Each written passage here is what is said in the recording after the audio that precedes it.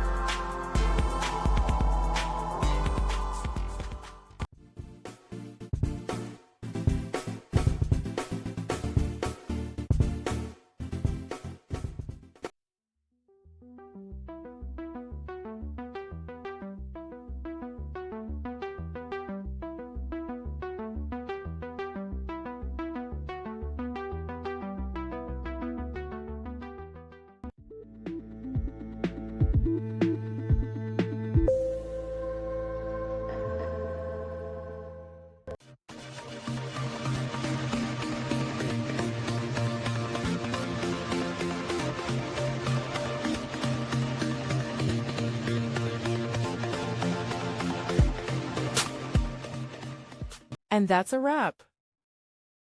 I hope you found the answer you were looking for. If you did, take a second to hit that subscribe button. It really helps out. And let me know in the comments which solution worked best for you. See you next time in the debug zone.